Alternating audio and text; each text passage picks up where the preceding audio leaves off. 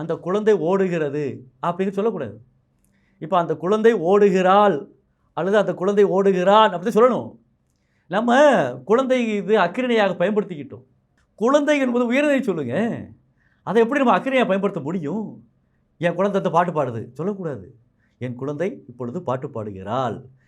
இந்த குழந்தை இப்பொழுது என்னுடைய குழந்தை பாட்டு பாடுகிறான். ஆண், ஆள், ஆண்பால் பெண்பால் விகுதி, அர் பலர்பால் விகுதி, தூ ஒன்றல்பால் விகுதி, ந பலவில்பால் விகுதி, ஆண்பால் பெண்பால் பலர்பால் ஒன்றன்பால் பலவில்பால் என்று 5 வகை பால் இருக்கிறது. எதுக்குங்க படைக்கணும்? தப்பு தப்பாக பேசுகிறதுக்கா? கிடையாது. ஆண்பாலை சொல்லிவிடு. அவன் வந்தான்னு சொல்லக்கூடாதுல்ல, அவள் வந்தான்னு சொல்லக்கூடாதுல்ல. அப்போ திணை வலுவாக மாறுகிறது. இப்போ என் குழந்தை ஓடுகிறது என்றால் அது திணை வலு. என் குழந்தை ஓடுகிறாள் அப்படின்னு சொல்லணும். அதே சரியானது. அப்போ அது வலுவ மீதியாக ஏற்றுக்கொண்டோம். ஆனால் மரியாதை இல்லாத சொல் ஓடுகிறாள் அப்படிங்கிறது. ஓடுகிறாள் என்பது அழகான தமிழ் சொல். அழகான இங்கே அது மரியாதை நிமித்தமாக தானே. ஓடுகிறாள், அவள் என்னை பாராட்டுகிறாள், அவளை கூப்பிட்டேன், அதை கூப்பிட்டேன்னு சொல்லக்கூடாது. அவளை கூப்பிட்டேன். என் மனைவி என்ன சொன்னால் தெரியுமா அப்படிதான் சொல்லணும். என் மனைவி என்ன சொன்னிச்சு தெரியுமா சொல்லக்கூடாது. அப்போ உயர்திணையை உயர்திணையாக மதிக்க வேண்டும், அக்கிரணையை அக்கிரணையாக மதிக்க வேண்டும். அக்கிரணையை உயர்திணையாக மதிக்கக்கூடாது, உயர்திணையை அக்கிரணையாக மதிக்கக்கூடாது. எங்கள் வீட்டில் பூனையார் பால் குடித்தார் சொல்கிறீங்க.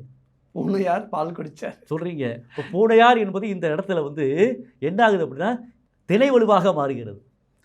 அப்போ திணை வலுவாக மாறுகின்ற பொழுது பூனையார் அப்படிங்கிறது ஆறுங்கிறது யார்? பலர்பால் விகுதி. அப்போ பூனைக்கு என்ன செய்யக்கூடாது? பலர்பால் விகுதியை போடக்கூடாது. ஆனால் போட்டுட்டோம். போட்டாலும் அதை என்ன செய்யணும்? திணை வலுவாக நாம் பாவிக்கின்றோம். ஒன்றும் இல்லை, எங்கள் வீட்டுக்கு லட்சுமி வந்துச்சுன்னு சொன்னீங்க. எங்கள் வீட்டுக்கு லட்சுமி வந்துச்சுன்னு யாரை குறிக்குது? யாரை குறிக்குது? அதாவது அக்ரிணையை. எந்த அக்ரிணையை குறிக்குது? விலங்குகள். எந்த விலங்கை குறிக்குது? பசுமாட்டை குறிக்குது. ஏன் லட்சுமி வந்துச்சுன்னு சொன்னால் ஏன் லட்சுமி என்பது அந்த இடத்துல உயர்திணையாக இருக்குது. அப்போ உயர்திணையை என்ன செய்யணும்? லட்சுமி வந்தான்னு சொல்லணும். ஆனால் நீங்கள் மாட்டை குறிப்பதனால் வந்துச்சுன்னு சொல்கிறீங்க. அதை நாம் ஏற்றுக்கொண்டோம்.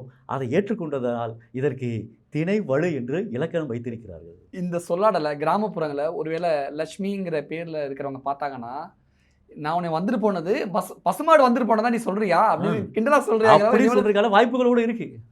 அப்போ அந்த அடிப்படையில் எந்த ஒரு சொல்லை எச்சொல்லை எப்பொருளால் எந்த சமயத்தில் வழங்கினார்களோ அச்சொல்லை அப்பொருளை அந்த சமயத்தில் வழங்குவது மரபு.